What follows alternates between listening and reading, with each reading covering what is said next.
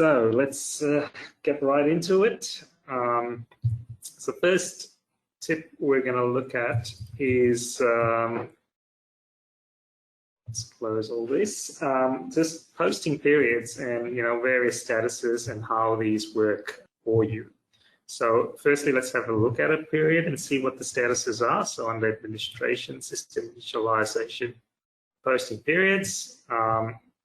And I'll just pick the current period, which is April, and you'll see the statuses. You've got 4 options. So you can have unlocked, which means that whoever's got access and authorization can process a transaction. You've got unlocked except sales, which means that all users apart from the salespeople can perform transactions. So this is to stop your salespeople from being cheeky and putting in transactions back into prior month to get their commissions.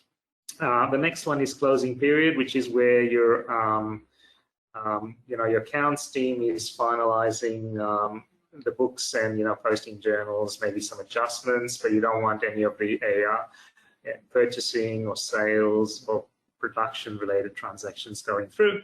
And once the accounts finalize the month, you set the status to locked, which means no further transactions can be performed in that period. Now, of course, you can come back and change the status back to closing or unlocked and perform whatever other adjustments you need to make. And just there's also a couple other things you need to consider when setting up the periods and setting up the authorization levels. So unlocked obviously means not anything can happen, and locked means nothing can happen.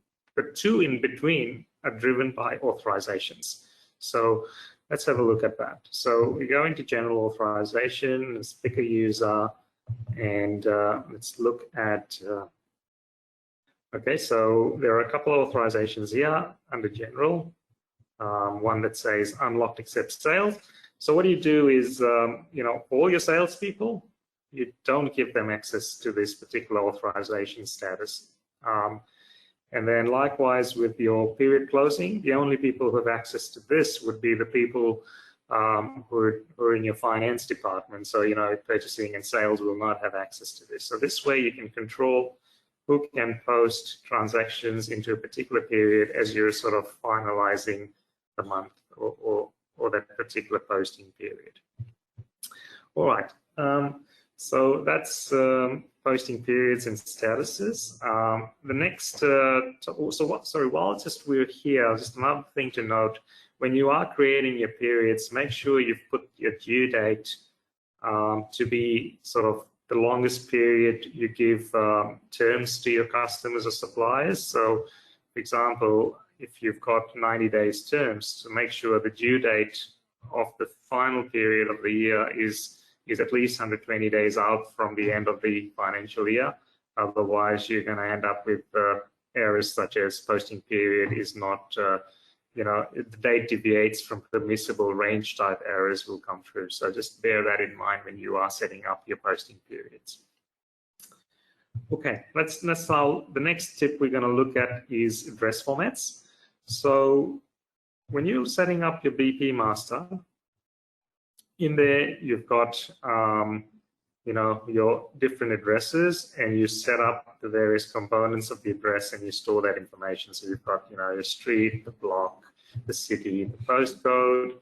You can have county, or county is not applicable in Australia, but if you go to the UK and some other countries, county is important.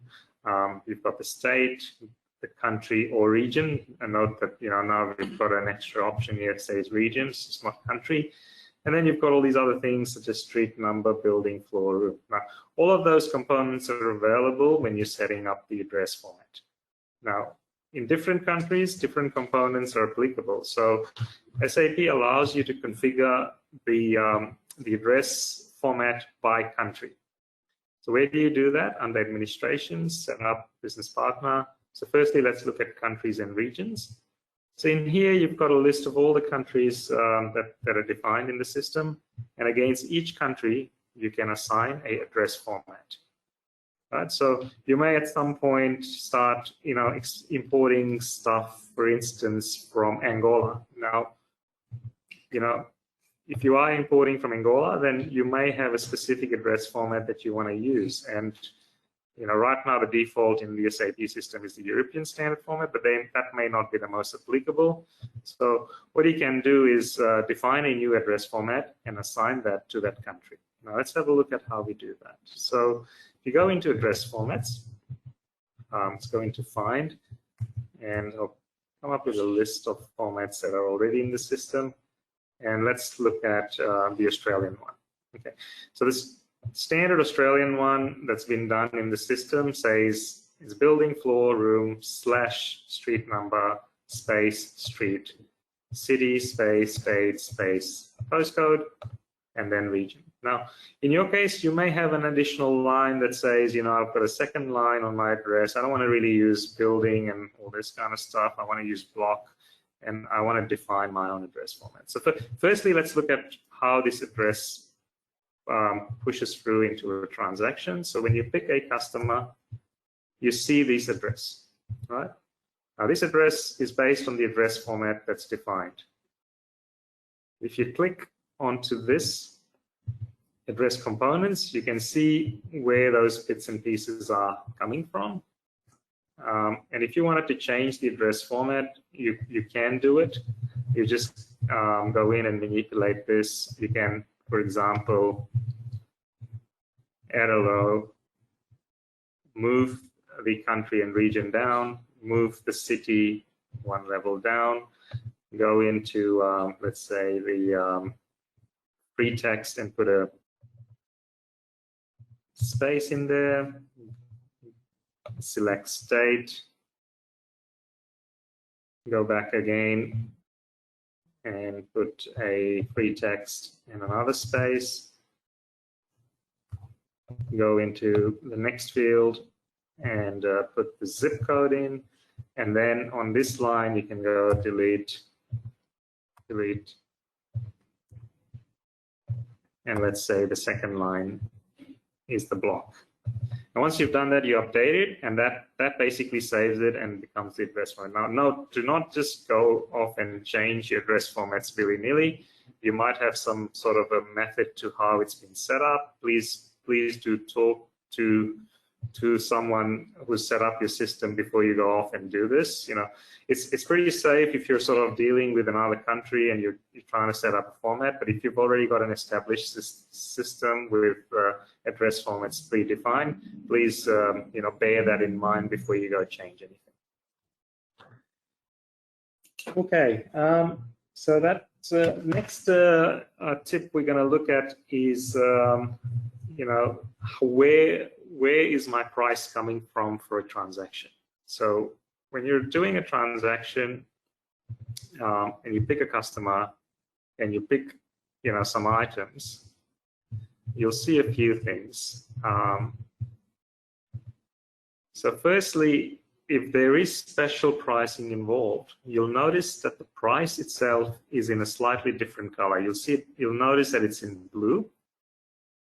So the first two lines, the price show up in a slightly different color. And the third line, there's no sort of, it's just in the standard black, which means there's no special price applicable. Right, so that's the first thing to be aware of. The next thing is there is a column here called price source. Now, if you go into form settings, you can make that field visible if it's not. Right, you can make it visible. And then it tells you where is the price coming from, or is there any specials applicable? Right. Now, the third thing is if you do pick an item, and then if you change the price source changes as well. So system's keeping a track of whether the price has been manually updated or it's the standard system specified one. The other thing you can do is if you right-click on the price and you go into the price report, it'll actually show you where the price has come from. So, and you can see here that there is a discount group that's also, or special price applicable on this particular customer. So, if I come back in here, let me just do this. Let's put a 10% on there. Click update. Let's add the item back in. All right, and you can see that it's now saying special prices for business partners. If I go right click on it and say show me the price report, it shows me where the price is coming from. On the second line here, it's saying it's active price list and discount groups. If I right click on that, and if I say price report, I'll just see the normal things. So it's 375, but you'll notice that there's a second option here called discount group report. We know that there's a discount group applicable. So if I go into the discount group report, I see now that this is coming from discount groups, and there's a 5% on items belonging to the JB printer group. If I drill into that, I can see there it is. There's the setup. Customer Mexitech gets 5% through a discount group on whatever price list they're linked to. So it gives you a lot of capability and flexibility around where's the price coming from, has it been manipulated manually, and you get clear visibility of what's going on from a pricing perspective. Okay, on to the next tip then.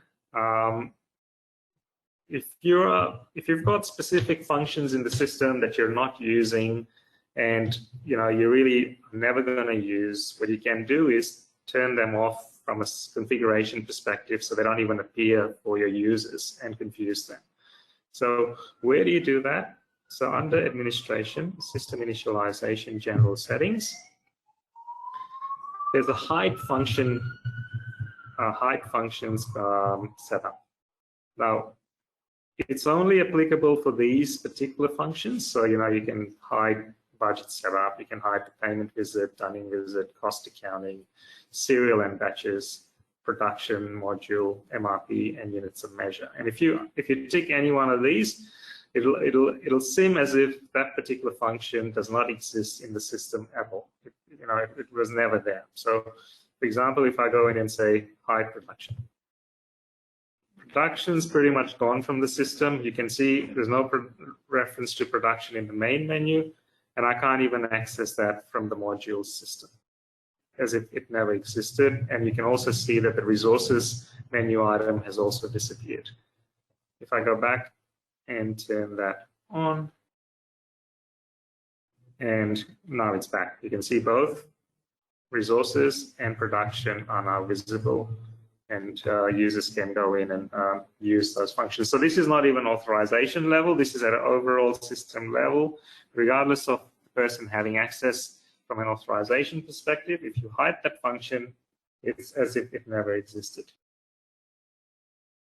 Okay, the next tip we're going to look at is how you can manipulate the data in a query grid or in any sort of grid.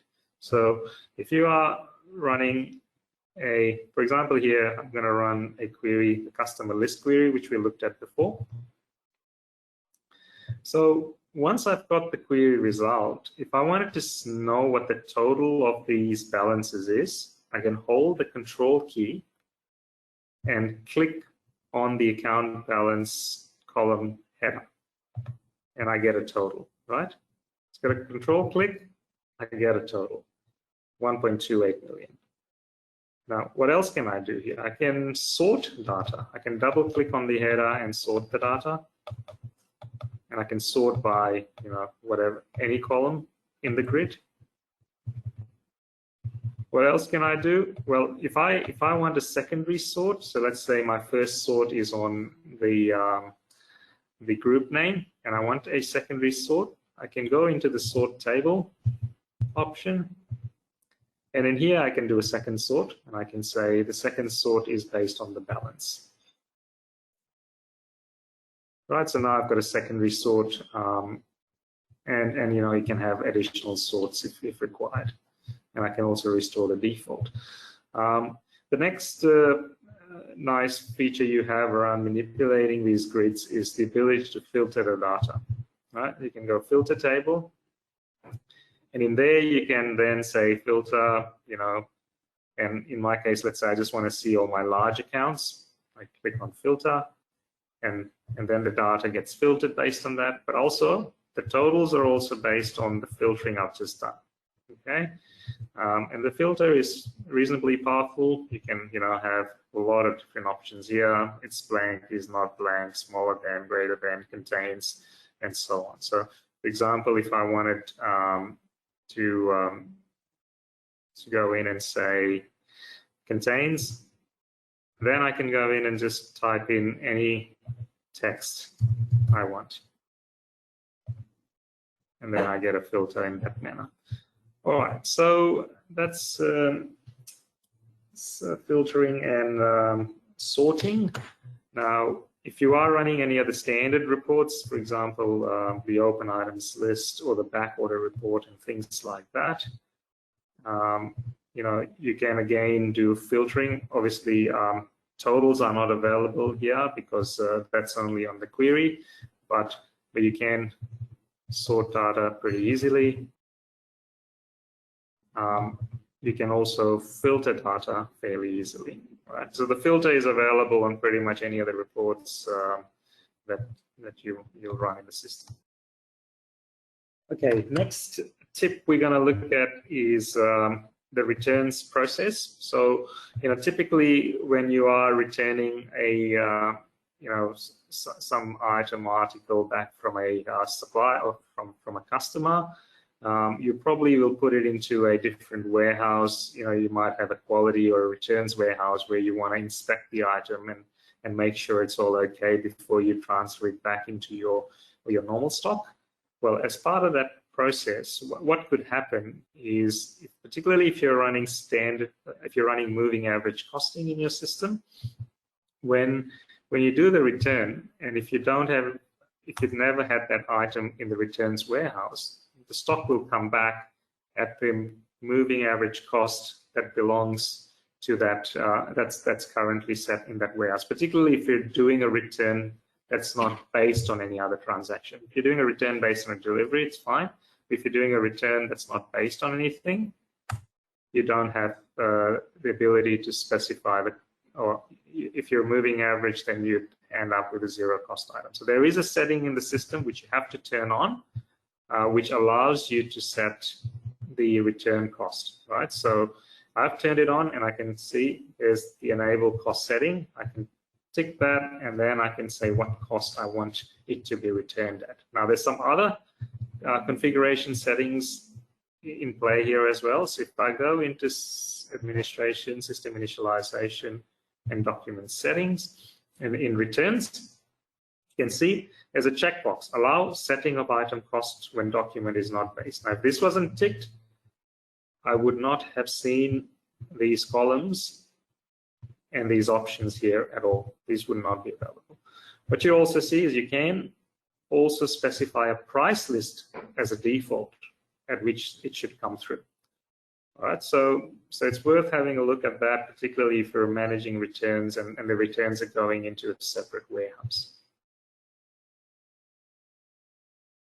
Okay, the next tip we're going to look at is the ability to maximize the grids on screen. So if you have any of the screens when you're doing your data entry, you've got this option to maximize the grid. So there's this little arrow sitting on the top of the grid area. You click on that and you basically get a full screen. The header and the footer level disappears.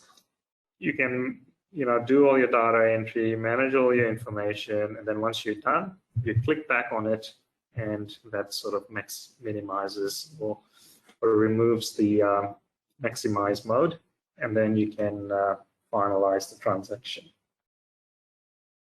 Okay.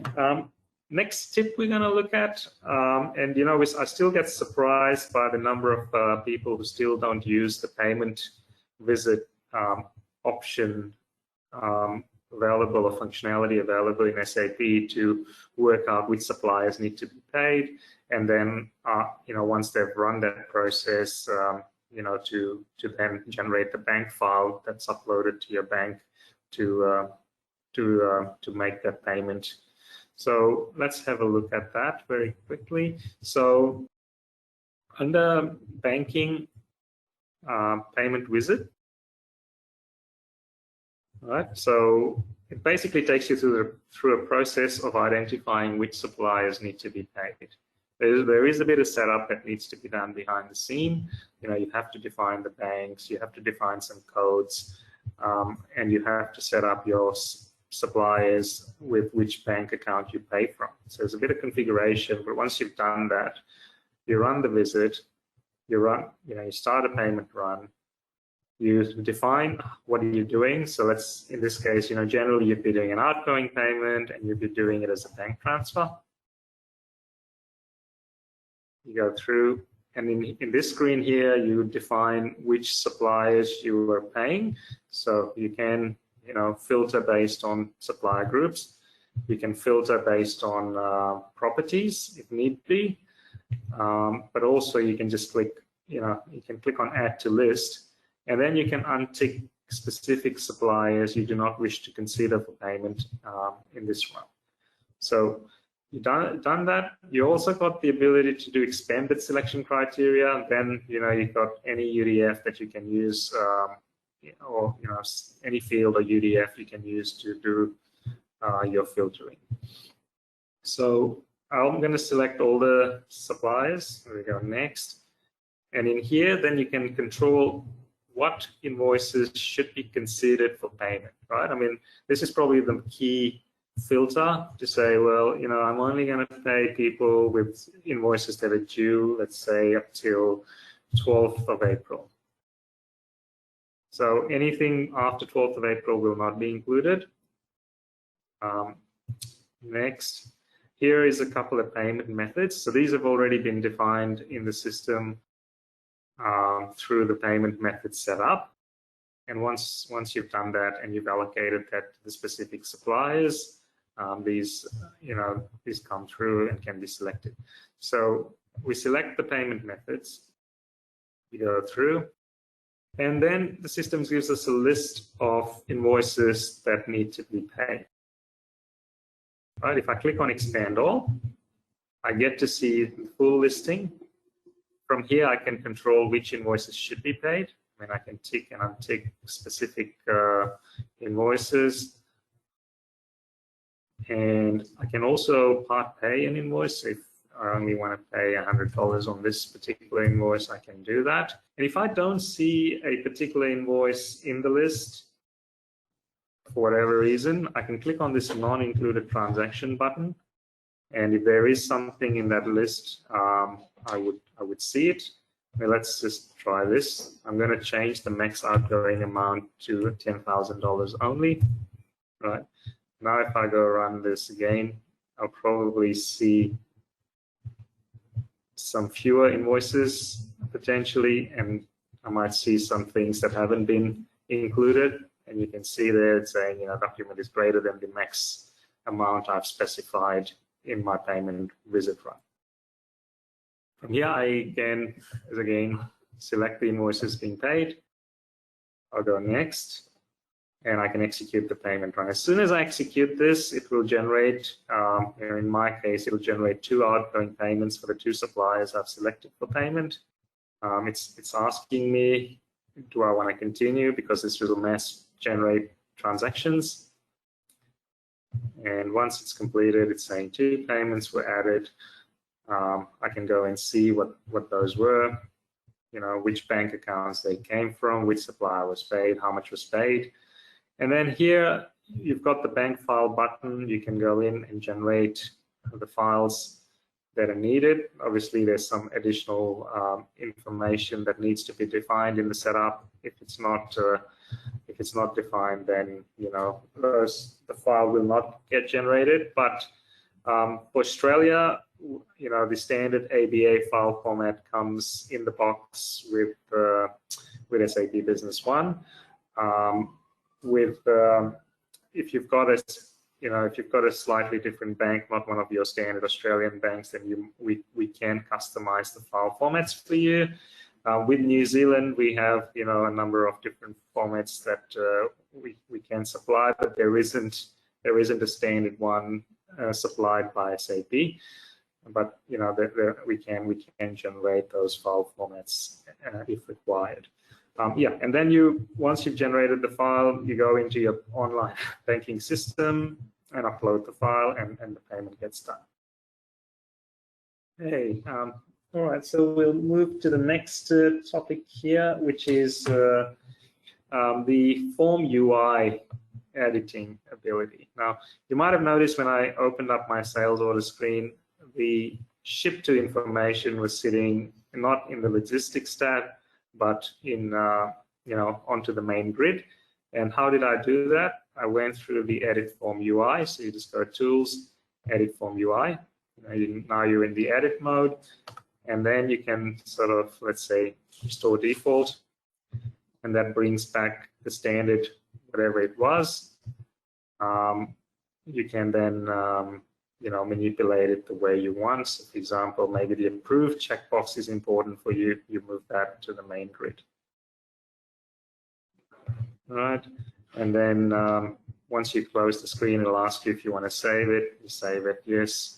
And then you open up the screen, and there is the approved checkbox. You can also use this functionality to move UDFs onto the main grid as well if needed. Now, this is me as a super user manipulating the form UI. Now, if you're not a super user, you won't be able to do that. You need at least authorizations to do it.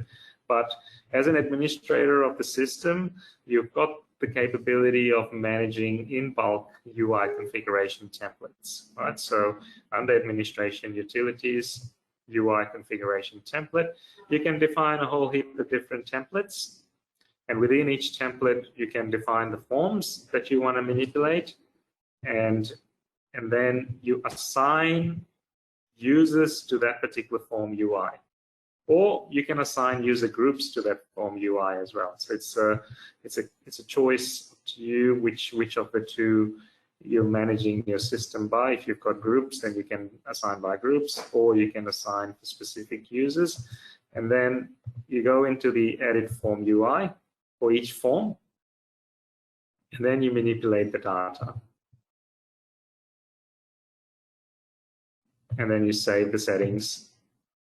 And you can also do, once you've done that, you can then also copy the form settings from one template to another and so on. But it gives you a lot of flexibility in terms of standardizing the look and feel across the business and making sure that people are only seeing information they want to see. Because with the edit form UI, you can certainly also go in and say, right-click on a field and say, hide this. So, it could be a field that is no longer visible to the user, or you can, totally remove a tab, or you can disable a field as well. So there's a lot of flexibility around this.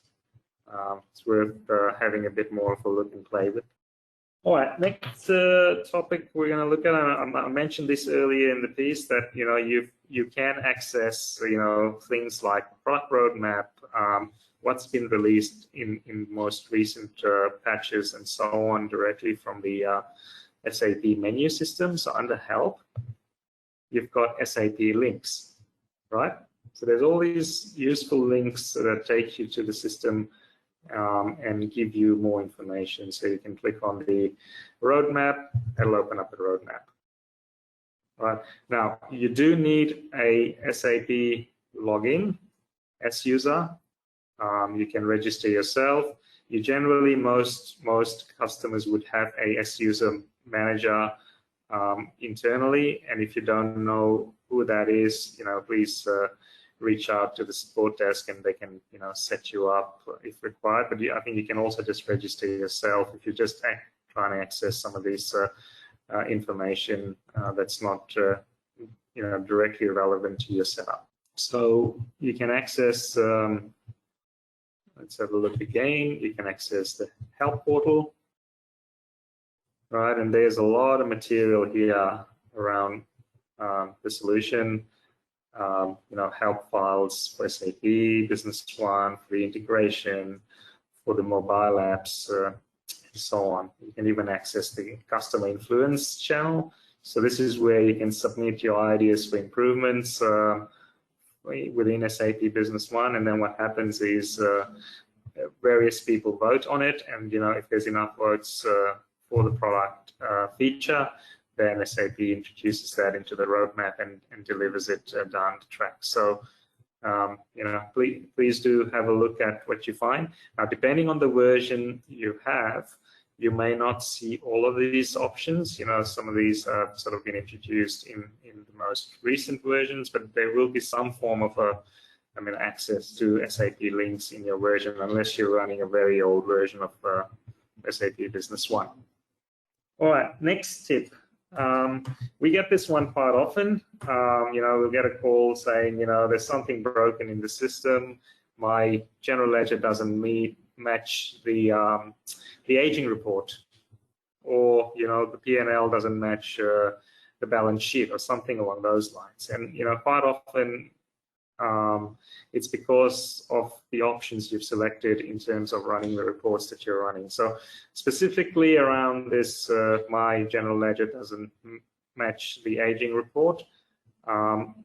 First thing to mention is that it's almost impossible for that to happen with SAP Business One, and that's because when you define your general ledger or your control accounts in terms of debtors or creditors, it needs to be marked as a control account, and as soon as you do that, you're not permitted to do direct journal entries into the GL account. So there's no way you can have a situation where the sum of your customer balances does not match your trade debtors account, or similarly for the accounts payable side of things.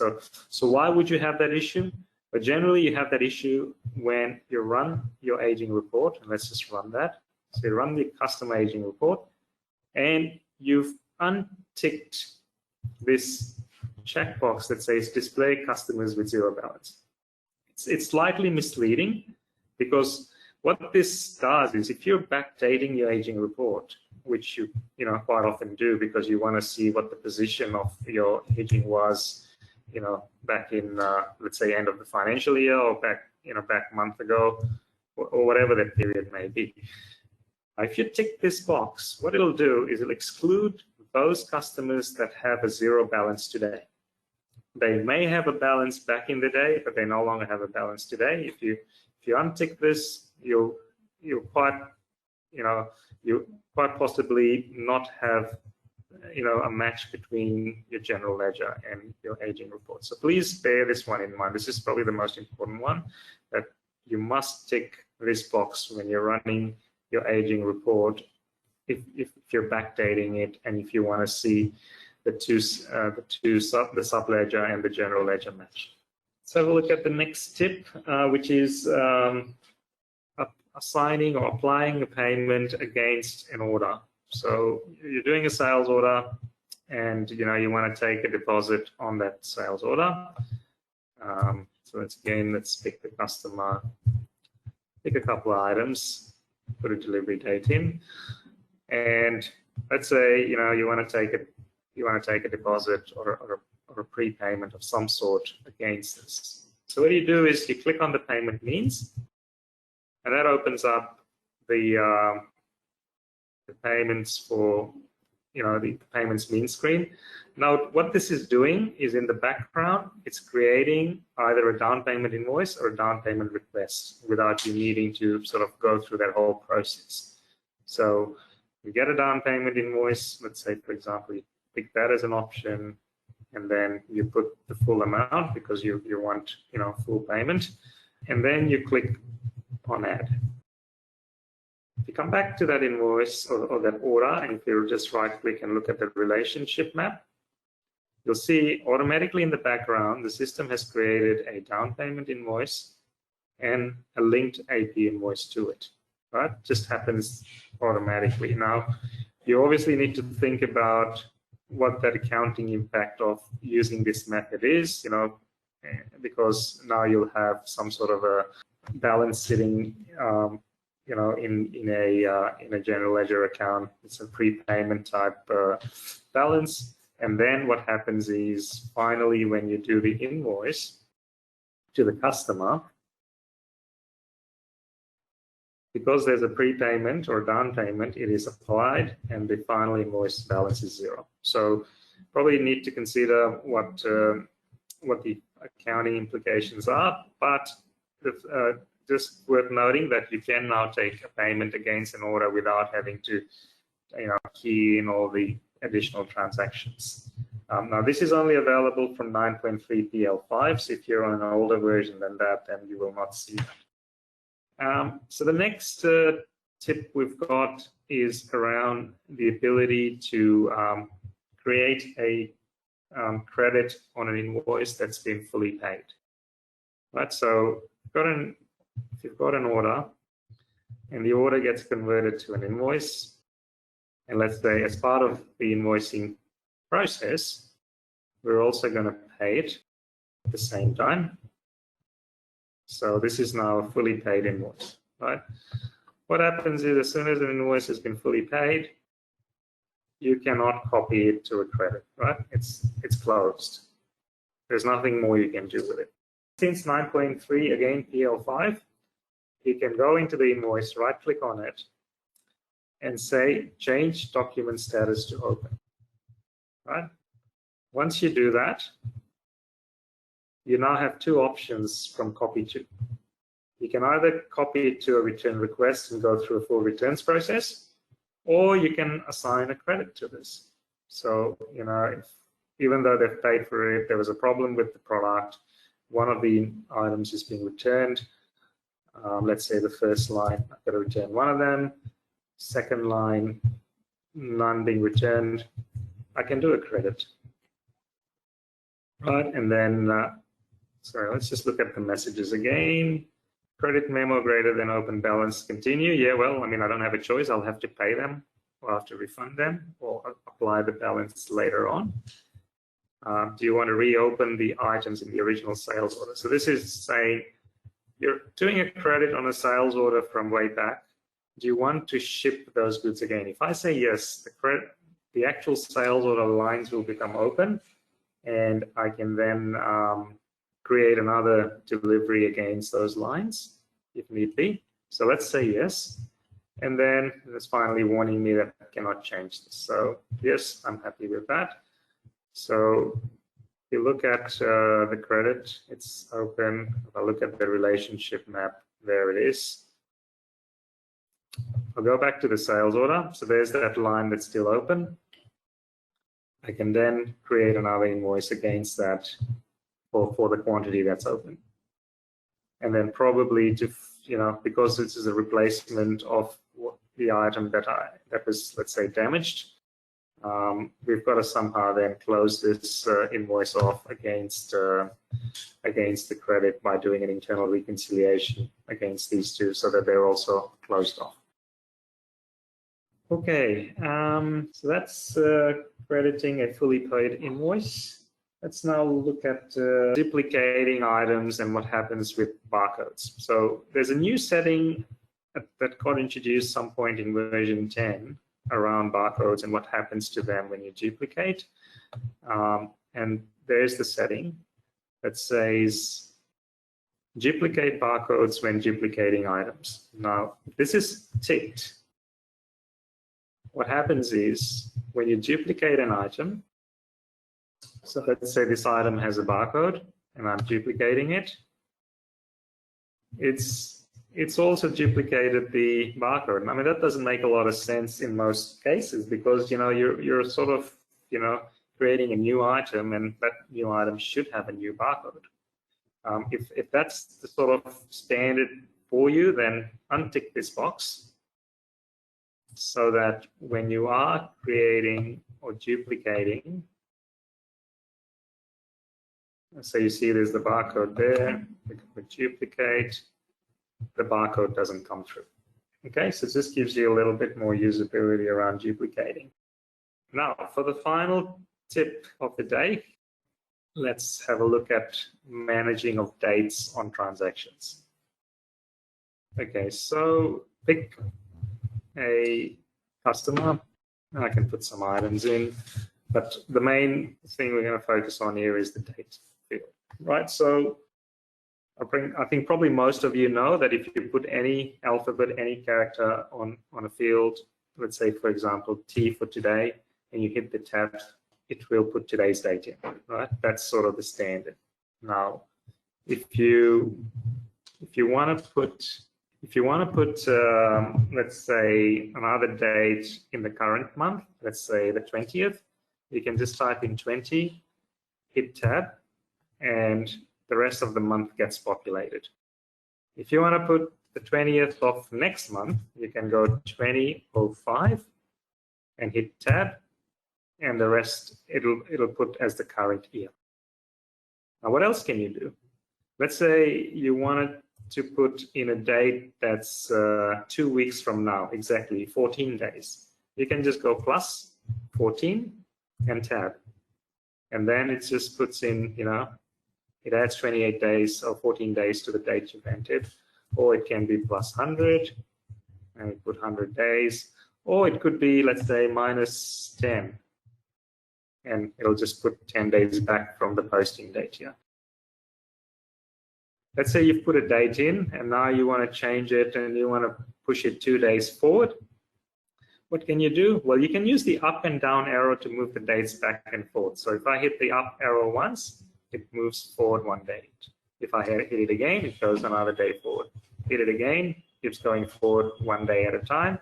And if I hit the down arrow, it goes backwards 1 day at a time. So there's a lot of flexibility around, date entry. You don't have to sit there and go into the date picker and scroll and find and pick the date. You can very quickly enter the dates into the system.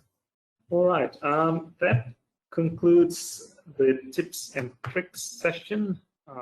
Thank you, Ketan. We've got a couple of questions already. So the first one here is like address formats. Can we have date formats, as your USA, customer dates, displays, month, date, year? No, the system has a date format defined at a global level, and that's for across the board, because whatever localization you're operating in, that's the date format you define for your localization. Now, any date manipulation has to be done in Crystal, as you correctly pointed out, and you can put some formulas and rules around it. So you don't have to have a separate layout per customer or country per se. You can have some formulas within your layout so that depending on the country of the customer, it does a certain type of date format. Okay. So from Yoli, is it possible to restate how to manage module access? Okay, all right. Yeah, I think that's the hide functions. So that's under administration, system initialization, general settings, hide functions.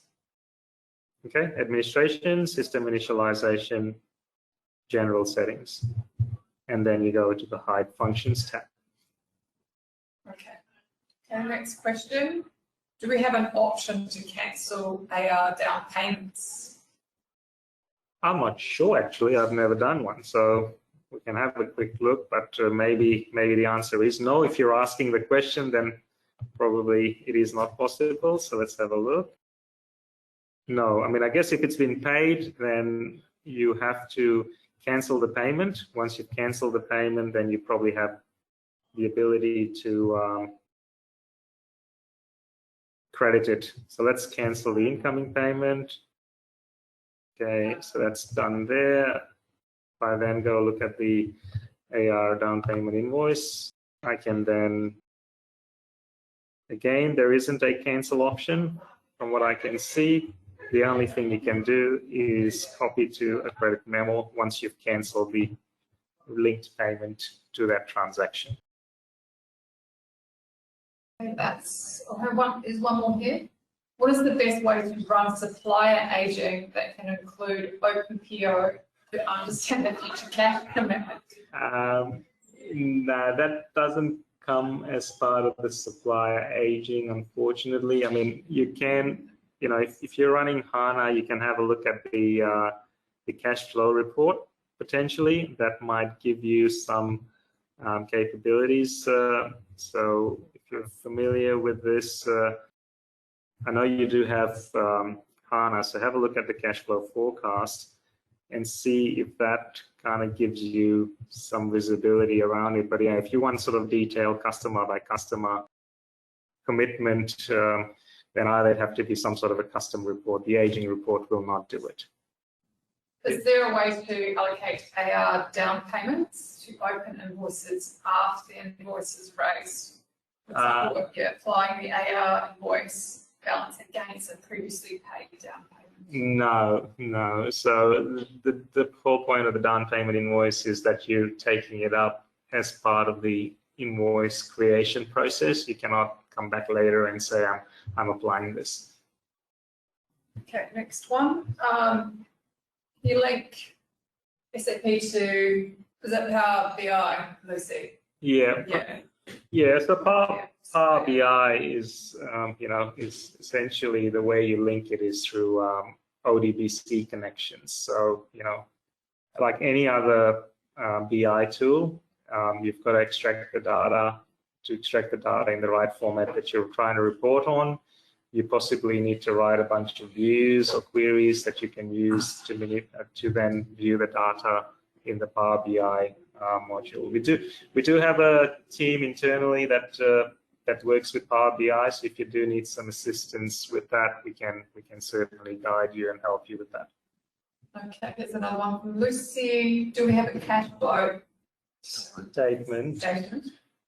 Yeah, there is. So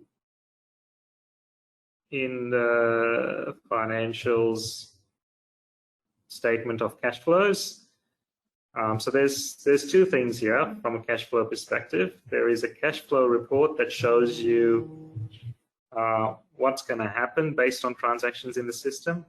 And then there's a statement of cash flow that tells you what has happened based on how you've tagged the transactions. Now, the statement of cash flow requires a good amount of configuration in terms of, what is the default type transaction type for each one of those transactions. So what you've got to do a bit of setup, and then you can do a report on actual cash flow and how the money was used. Another one from Ruth. If you have time, can you demonstrate the way timesheets are set up to work and how they relate to production? So the timesheets, as far as the new projects module are concerned, don't have any impact on your general ledger. They're essentially just a data collection mechanism. But if you're trying to do timesheets against production, my suggestion would be in your bill of material, you put in a resource, right? And a resource can be a person. Let's find a production bill of material. These aren't production. So the example here, I can have a resource, and a resource could be a type of person. And then you can say, it's not backflash, it's manual. So then when you raise a production order,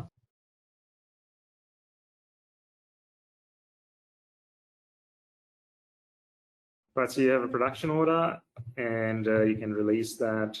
And then because it's a resource and it's manual issue, you'll be able to then issue components. And as part of the issue components process, you can say number of hours spent by that particular resource.